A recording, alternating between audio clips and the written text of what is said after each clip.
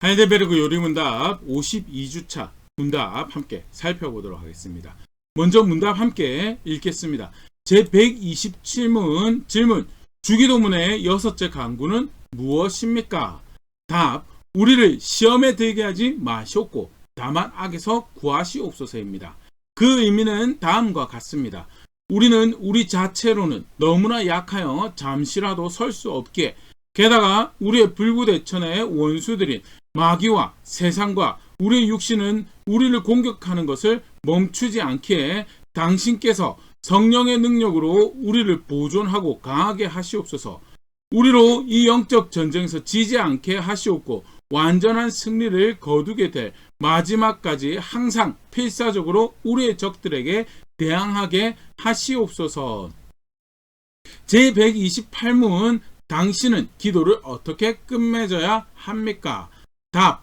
나라와 권세와 영광이 아버지께 영원히 있사옵나이다 하고 끝맺습니다. 그 의미는 다음과 같습니다. 우리가 이 모든 것을 당신께 간구하는 것은 당신은 우리의 전능하신 왕으로서 우리에게 모든 선을 주시려 하고 주실 수 있기 때문입니다. 그리고 우리가 기도한 모든 것은 우리가 아니라 당신의 거룩한 이름이 영원히 영광을 받으시기 위함입니다. 제129문 질문. 아멘이란 단어는 무엇을 뜻합니까? 답. 아멘이란 참되고 확실하다는 뜻입니다. 이는 내가 하나님께 이러한 것들을 원한다고 내 마음에서 느끼는 것보다 더 확실하게 하나님이 나의 기도를 들으시기 때문입니다. 주기도문 마지막 이제 시험에 들게 하지 마시옵고 악에서 구하시옵소서부터 해서 마지막에 해당하는 내용에 대해서 성경에 가르치는 바를 간략하게 요약하여 소개하고 있는 문답인데요. 오늘 주기도문 마지막 부분 함께 생각해 보도록 하겠습니다. 먼저 첫 번째 등장하는 여섯 번째 강구였죠. 시험에 들게 하지 마시옵고 다만 악에서 구하시옵소서는 무엇을 의미하는가라고 할 때 첫 번째 분명히 확인하는 것이 있습니다. 그것은 우리가 대적하고 대항해야 할 주적이 있다는 것, 싸워야 할 분명한 적이 있다는 사실을 확인하죠. 구원하시는 하나님 계시고요. 그가 베푸신 사랑과 은혜가 분명히 있습니다. 그것이 우리를 인도하고 보호하고 공급하시는 은혜 가운데 우리가 매일매일의 여정을 영원한 나라를 향해 살아가는데 그럼에도 불구하고 분명히 우리가 인지하고 싸워야 할 적이 있다라는 것. 사도 바울이 에베소 교회 편지하면서 신앙에 대해서 확인하고 그 신앙을 가지고 있다면 살아낸 모습에 대해서 확인하고 난 다음에 또한 분명히 확인하는 바인데요. 에베소 6장 10절 말씀 보면요. 끝으로 너희가 주 안에서와 그의 힘의 능력으로 강건하여지고 마귀의 관계를 능히 대적하기 위하여 하나님의 전신갑주를 입으라.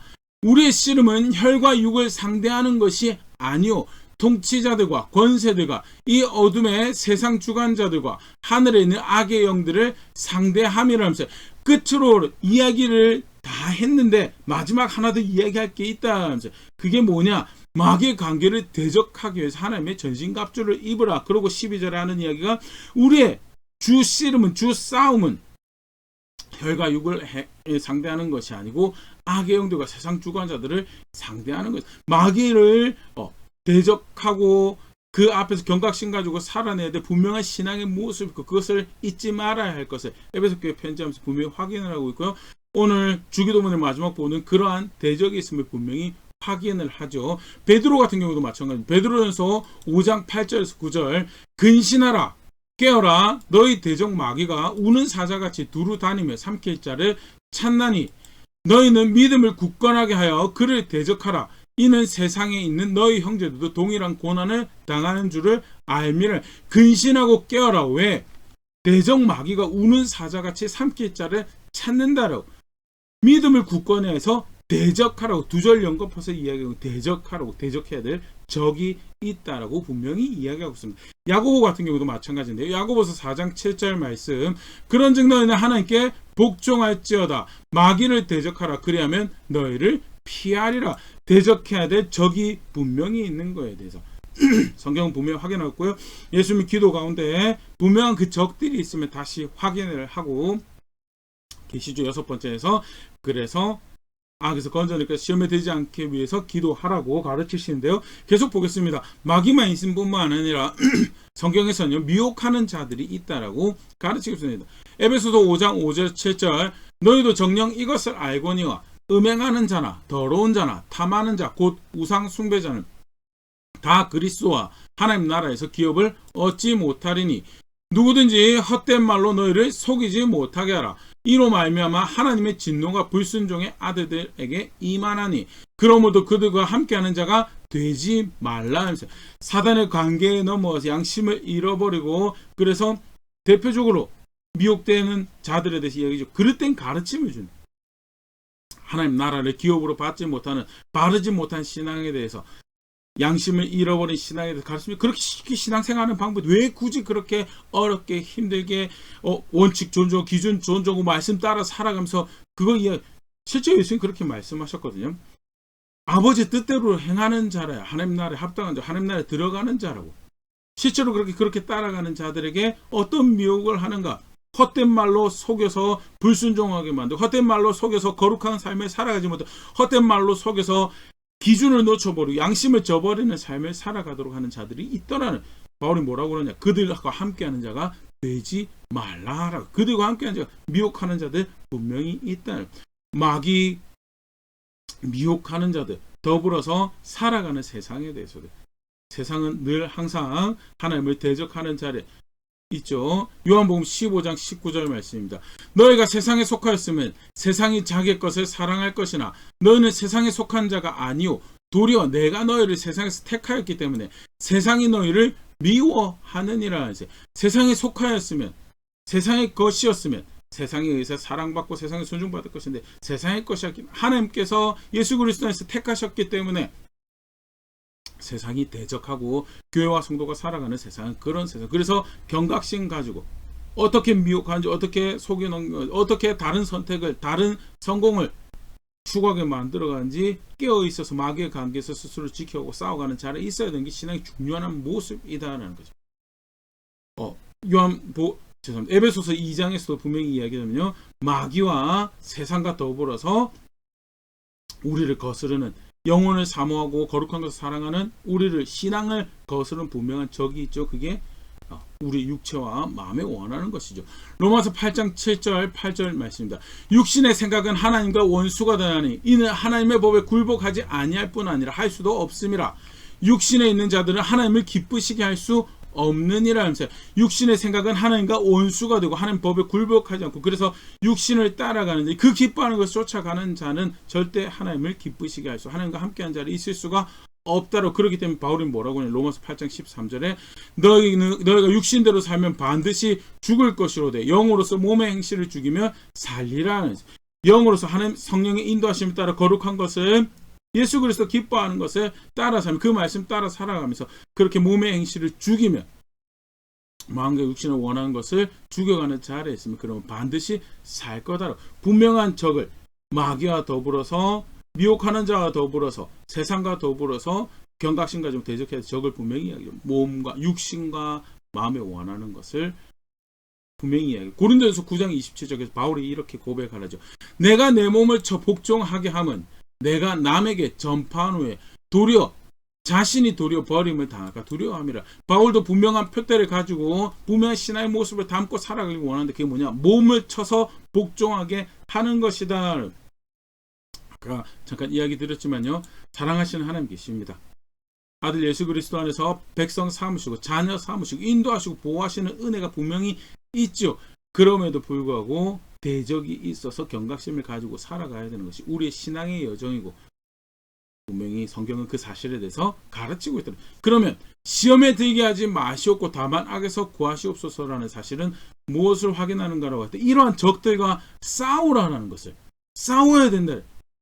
싸우는 자리에 있기에 은혜도 구하는 거고 대적하는 자에게 힘써 싸우는 자리에 있기 때문에 피로도 느끼는 거가 발생을 하는 거. 싸워라라는 것을 내가 안 싸우면서 기도만 하라는 건 그 절대 의미하는 싸워야 될 적들과 담대하게 싸워라라고.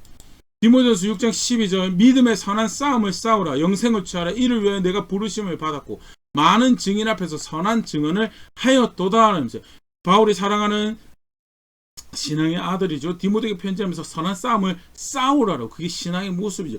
유다서 같은 경우 유다서는 아예 무슨 목적으로 기록되었는가? 유다서 1장 3절에 저자가 기록하면서 목적을 이렇게 밝히고 있습니다. 유다서 1장 3절 사랑하는 자들아 우리가 일반으로 받은 구원에 관하여 내가 너에게 편지하려는 생각이 간절하던 차에 성도에게 단번에 주신 믿음의 도를 위하여 힘써 싸우라는 편지로 너희를 권하여야 할 필요를 느꼈노니 믿음의 도를 위하여 힘써 싸울 필요가 있는 것이 성도의 자료고 신앙의 자료고 그래서 그 일을 권면하기 위해서 그 일을 격려하기 위해서 그 일을 도전하기 위해서 이 편지를 쓴다라고 기록된 편지가 그 유다서고요. 저자는 유다서 1장 3절에 그 목적을 분명히 밝히고 있죠. 싸워야 되는 게 신앙의 중요한 한 모습. 적이 있는데 싸우지 않는다. 적이 있는데 대적하지 않아. 적이 경각심 가지고 조심하지 않아. 사실 이미 진 싸움이죠. 대적이 분명히 존재하고요. 그리고 싸워야 되는 게 신앙. 그래서 예수님께서 기도를 통해 그 신앙의 모습을 확인하면서 근데 중요한 사실이 있습니다. 싸우는데 우리는 충분하지 않다라는 거예요. 우린 충분하지 않다. 요한복음 15장 4절이죠. 내 안에 거하라. 나도 너희 안에 거하리라. 가지가 포도나무에 붙어있지 않으면 스스로 열매를 맺을 수 없음 같이 너희도 내 안에 있지 않으면 그러하리라. 하나님의 사랑을 아는 백성이고 예수 그리스도의 구원의 놀라운 은혜를 아는 백성이라고 하지만 사실 그 받은 구원이 확인하는 바가 있죠. 거룩한 것을 살아낼 수 거룩한 뜻을 살아낼 수 없는 존재들. 그렇기 때문에 스스로 부족한 것을 알고 은혜를 구하는 자리에 있어야 됩니다. 싸워야 됩니다. 그런데 싸우는 중에 분명히 우리가 알고 있어야 되는 것은 우리는 충분한 힘을 가지고 그래서 은혜를 구하는 자리. 그래서 예수님께서 가르치신 것이 시험에 들지 않게 악에서 건져달라고 기도하라고 가르치고 있는 거죠. 스스로 부족하면 어떻게 해요? 의지해. 세 가지 사실 분명히 확인할 수 있는데요. 싸워야 되고 그리고 부족한 것에 대해서 자각하고 인지하고 늘 대세계 내 힘으로 싸울 수 있는 내 능력으로 싸울 수 있는 싸움이 아니다. 그래서 의지해야 된다는 거예요. 에베소서 6장 13절 말씀입니다. 그러므로 하나님의 전신갑주를 취하라. 이는 악한 날에 너희가 능히 대적하고 모든 일을 행한 후에 서기 위함에 자신의 어떤 능력 가지고 자신의 힘과 자신 재능 가지고 싸울 수 있는 게 자신의 역량 가지고 싸울 수 있는 게 그래서 하나님의 은혜가 필요하고 그 말씀 깊이 상고하고 그 말씀에 젖어들고 그 말씀에 따르고 그것을 존중하는 습관들 길러 결국 다 그 의지하는 거고 대표적인 한 모습은 기도하는 간구하는 거죠. 예수께서 그 모습을 가르치신 싸워야 하고 그 가운데 부족한 것을 알고 의지하는 자리에 있기 위해 그게 신앙의 모습이고 그래서 6번째 간구에서 시험에 들게 하지 마시고 악에서 건져달라는 간구로 이런 신앙 황해라면서 그렇게 구하라라고 가르치고 계시죠. 그러면서 기도가 마지막으로 갑니다. 나라와 권세와 영광이 아버지 하나님께 있사옵나이다. 소위 말하는 성령이죠. 하나님께 영광을 올려드리는 고백인데 왜 이러한 고백으로 기도를 마쳐야 하는가? 첫 번째는요. 사실은 이 기도를 할 수 있는 특권도 은혜도 사실 나에게 속한 것이 아니다. 겸손, 날 부족하지만 은혜로 이 일이 가능한 것에 대해서 그래서 겸손함을 고백하기 위해서 성도의 기도는 우리의 기도는 교회의 기도는 나의 기도는 늘 성령으로 마무리되어져요. 그 사실을 분명히 확인하는 가르침이 나라와 권세 영광이 아버지께 영원히 있사옵나이다 라고 가르치시는 기도의 대목이죠. 역대상 29장 14절 나와 내 백성이 무엇이기에 이처럼 즐거운 마음으로 들을 힘이 있었나이까 모든 것이 주께로 말미암아 싸우니 우리가 주의 손에서 받은 것으로 주께 드렸을 뿐이니이다. 다윗이 사실 이스라엘 역사에 정말 위대한 왕이죠. 위대한 왕이고 하나님께서 위대할 수 있도록 주신 은혜 가운데 누리는 것도 많이 있었어요. 그럼에도 불구하고 그 누리는 것 가운데 하나님께 드릴 수 있는 힘에 대해서 뭐라고 해요? 모든 것이 주께로 말미암아 싸우니 우리의 기도의 가운데서도 고백되어야 분명한 내용이죠. 그래서 나라와 권세 영광이 아버지께 영원히 있사옵나이다 라고 기도를 하라고 가르치고 계신다는 것. 더불어서 그 부족한 가운데 모든 것이 주께로 말미암은 가운데 감사해야 되고 감격해야 될 자리에 있는 것을 기억하는 거죠. 은혜로 기도할 수 있고 은혜로 그렇게 하나님을 향할 수 있다라는 사실이 아니, 세상에 내가 누구 우리가 누구이긴데 예수 그리스도 안에서 하나님께 향해서 청원을 드릴 수 있다는 말이에요. 그 하나님을 그렇게 가까이 할 수 있는 은혜가 나로 말미암지 않는데 어떻게 내게 이렇게 주어져 있습니까? 그래서 감사와 감격을 해야 될 필요.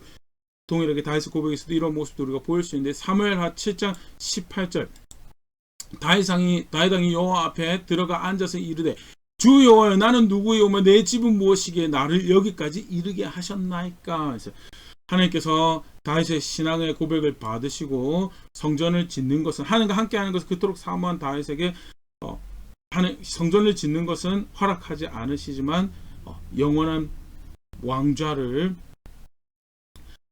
약속으로 주시죠. 아들이 왕이 될 것에 대해서 약속을 주시는데요. 이 약속 가운데 다윗이 그쵸 하나님 이 정도 하나님을 사랑했으면 하나님이 그 정도 저에게 화답해야 되는 것이 마땅한 바임 아니요. 내가 누구고 내 집이 무엇이고 나를 어떻게 여기까지 이끌 그 놀라운 은혜에 감격하고 그 약속 앞에서 기도도 마찬가지. 예수 그리스도 안에서 하나님의 아버지라 부르며 그의 영광을 구하고 그에게 일용할 양식을 구하고 그의 도움을 구할 수 있다는 그 사실 자체가 감사하고 감격해야 되는 사실이고, 그래서 기도를 어떻게 말해? 나라와 권세와 영광이 아버지께 영원히 있을지어다. 그에게 있기를 바랍니다라고 기도하는 것으로 봅니다. 겸손함을 고백하며 동시에 감사 감격을 고백해야 되는 것이 우리의 기도고, 예수님은 마지막 가르침으로 그 사실을 확인하고 있죠. 더불어서 한 가지 더 보면요, 나라와 권세와 영광이 아버지께 있다라는 것은 또 간접적으로 무엇을 의미하는가? 모든 것이 그의 손에 있기에 그가 뜻하신 대로 그 선하신 것을 강구하는 그것을 이뤄 가실 것이다라는 신뢰와 기대의 고백이죠. 빌립보서 1장 6절 말씀, 너희 안에 착한 일을 시작하시니가 그리스도의 예수의 날까지 이루실 줄을 우리가 확신하노라 하면서, 하나님이 하나님 뜻을 이루어가는 그 여정 가운데 우리가 하나님 백성이 되고 그 하나님 백성이 되어 살아가는 그 여정 놀라운 은혜를 주신 것이면 기도할 수 있는, 그에게 간구할 수 있는, 그렇게 그를 가까이 할 수 있는 놀라운 특권이고요. 그 선한 일을 이루어 가신 이가 기도하는 그 가운데 늘 우리의 기도가 부족하죠. 계속해서 배워가는 자리에서 주기도문을 아버지의 영광과 아버지 뜻이 이루어지기를 구하고 그 가운데 아버지 뜻이 이루어지도록 필요한 양식을 구하고 그 기도를 가르친 기도 가운데 확인해지는 신앙을, 그것을 간절히 마음에 품고 소망하고 실제로 그런 자리에 나아가는, 매일매일 자라가는 자리에 있어야 되죠. 그러나 그가 가르치신 대로 따라가는 그 자리에서 그가 그 선하신 뜻을 이루어 가실 거다. 그래서 나라와 권세와 영광이 아버지께 있습니다라고 고백한, 겸손함을 고백하고요, 또 필요한 감사 감격을 고백하고 또 그 가운데 신뢰와 기대를 고백한 그런 자리에 있어야 될 것을 마지막 고백으로 가르치시고, 그게 신앙을 가지고 하늘의 하나님께, 하늘의 아버지께 기도하는 모습이라고 예수님께서 가르치시는 것으로 우리 마지막 고백 가르치고 있고요. 마지막에 뭐라고 하죠? 아멘이라고 기도를 마무리하도록 가르쳤는데, 아멘은 무엇을 의미하는가라고 할 때요, 한 두 가지로 우리가 생각을 해봤습니다. 아멘은 진실하다, 반드시 그 일이 이루어질 것이다 라고 하는 부사격으로 사용되는 표현인데요, 첫 번째 우리가 볼 수 있는 것이요, 신명기 27장 24절 25절 말씀입니다. 신명기 27장 24절 25절 말씀, 그의 이웃을 암살하는 자는 저주를 받을 것이라 할 것이요 모든 백성은 아멘 할지어다. 무고한 자를 죽이려고 뇌물을 받는 자는 저주를 받을 것이라 할 것이요 모든 백성은 아멘 할지어다. 하나님께서 모세에게 가르쳐서 하나님 뜻을 백성 앞에 선언하고 백성이 아멘으로 화답하라라고 요구하시는 장면인데요, 무엇을 의미하는가? 반드시 말씀하신 대로 저렇게 이루어질 것입니다 라고 강한 기대와 신뢰를 고백하는 표현으로 아멘하라고, 백성이 아멘하라고 가르쳐요. 살인하는 자는 저주를 받을 것이고 죄 없다라고 이렇게 정죄받을 것이고 하나님 앞에 그 죄값을 치를 것이다라고, 뇌물을 받는 자, 공정함을 불의를 행하는 자는 저주를 받을 것이다라고 아멘하라고, 하나님 반드시 그렇게 하실 것이다라고 하나님 뜻대로 기도하는 그 기도 끝에 아멘하라고 하는 것은요, 강한 하나님께서 말씀하신 대로 뜻하신 대로 기도하는 그 자리, 그 하나님께서 그 선하신 뜻들을 반드시 그렇게 이루어 가실 것을 강한 기대와 신뢰를 하라는 의미입니다. 우리는 그렇게 될 것을 기대합니다. 우리가 그렇게 될 것을 신뢰합니다라는 고백으로 우리가 하는 고백이 아멘이고, 그 화답으로 그 의미로 가르치신 것이 기도 마지막에 아멘 하라고 가르치신 거죠. 또 더불어서 하나 더, 우리 사실 대표적인 의미가 강한 기대와 신뢰라면요, 또 다른 의미로 생각해 볼 수 있는 아멘이요, 그 일이 그렇게 이루어지기 위해서 내가 너의 마음을 드리고 나의 삶을 드립니다는 헌신의 고백이다. 고린도후서 1장 20절 말씀 보면요, 하나님의 약속은 얼마든지 그리스도 안에서 예가 되니 그런즉 말미암아 우리가 아멘하여 하나님께 영광을 돌리게 되느니라.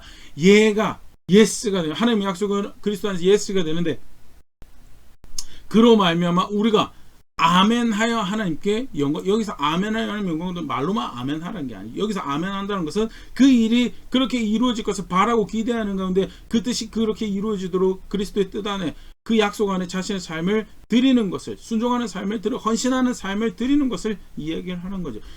실제로 아멘이 그런 의미를 가지고, 아버지 뜻이 이루어지길 바랍니다. 아버지 뜻이 이루어지길 바랍니다. 아버지 나라가 임하시옵소서라고 기도하는데, 나라가 임할 거에 대해서는 아무런 바람도 기대도 없는 삶을, 선택들을 만들어 그런 매일매일을 이어간다면요, 실제로 그건 아멘하고 상관입니다. 실제로 아멘은요, 헌신을 의미하는 것. 요한계시록 22장 20절 같은 경우에도 이것들을 증언하시니가 이르시되 내가 진실로 속히 오리라 하시거늘 아멘 주 예수여 오시옵소서. 사도 요한의 주옥 같은 고백이죠. 진실로 속히 오리라 아멘 주 예수여 오시옵소서. 강한 기대와 신뢰도 있지만 더불어서 예수님께서 오실 것을 기대하는 삶을 살아가는, 내가 그것을 바라고 살아갈 것입니다. 실제로 사도 요한이 걸어갔고요. 요한의 가르침 가운데 예수 그리스도의 사람으로, 예수 그리스도의 제자로 자라가던 그의 교회들이 그런 자리에 있었죠. 아멘 아멘 아멘 고백한다라는 것은요, 기대와 신뢰와 더불어서 그 일이 실제로 그렇게 될 것을 알고 그 약속을, 그 뜻이 이루어질 것을 기대하며 매일매일의 삶을 걸어가겠습니다라는 다짐과 헌신을 의미하는 것이다. 예수님은 그 기도가 그렇게 마무리되어지는 것이, 그게 신앙이고, 그것이 예수 그리스도 아는 삶의 모습이고, 그 안에서 하늘 아버지를, 하늘의 하나님을 한 아버지라고 고백하는 신앙의 모습이다 가르치고, 이렇게 기도가 되어져야 된다는 것을 실제로 예수 제자들 기도를 가르치시면서 가르치셨는데, 간단하게 함께 기도의 모습 마지막 강구 살펴봤는데, 한번 그 앞에서 우리 신앙을 다시 점검해 볼 수 있으면 좋을 것 같습니다. 대적이 분명히 있습니다. 악한 영이 있고요. 그 영의 꾀면 미혹에 넘어가서 거짓된 가르침으로 미혹하는 자들이 있고, 더불어서 미혹하는 자와 마귀와 더불어서 우리를 늘 속이고 억압하고 박해하는 세상이 있고요. 그 가운데 거기에 동조해서 달려가기 빠른 내 몸과 마음이 있다라, 육신과 마음이 있다라. 분명히 대적해야 될 대상이 있고, 그 대적이 있다는 사실을 인지하고 살아간지, 대적이 있다는 사실은 무엇을 요구하는가? 싸우는 자세, 경각심 가지고 싸우는 자세를 가지고, 그 가운데 부족한 자신을 알고 의지하는 자리에서 내 힘으로 싸우고 할 수 있는, 부족 쓰고 고함지로 그걸로 이길 수 있는 싸움이 아니고, 근데 실제로 자각하는 가운데 의지하는 싸움을 해가고 있는지, 적이 있는 건 아는데 의지하는 싸움을 안 하고 있다면요, 정직하게 제대로 적을 알고 제대로 싸움을 싸워가고 있는지 점검해 봐야 될 거고, 다음에 우리가 사실 하나님을 안다라는 것은 늘 그 앞에 가져야 될 겸손함의 자세와 감사와 감격과 신뢰와 기대가 있어야 돼요. 실제로 그런 고백들이 삶에 걸음걸음에서 선택해서 만들어지고 있는, 더불어서 아멘이라고 고백되어지는 기대와 신뢰, 헌신이 기도뿐만 아니라 장면에서 고백되어져야 될 텐데, 실제로 그런 걸음들 만들어가고 다시 점검해 볼 수 있으면 좋을 것 같고, 가르치신 대로 분명히 품어야 될 마음을 품고 가져야 될 자세를 가지며 실제로 가르치신 대로 기도하고 또 걸음걸음 그렇게 살아내는 자리에 있는 우리가 그런 교회가 될 수 있으면 좋을 것 같습니다.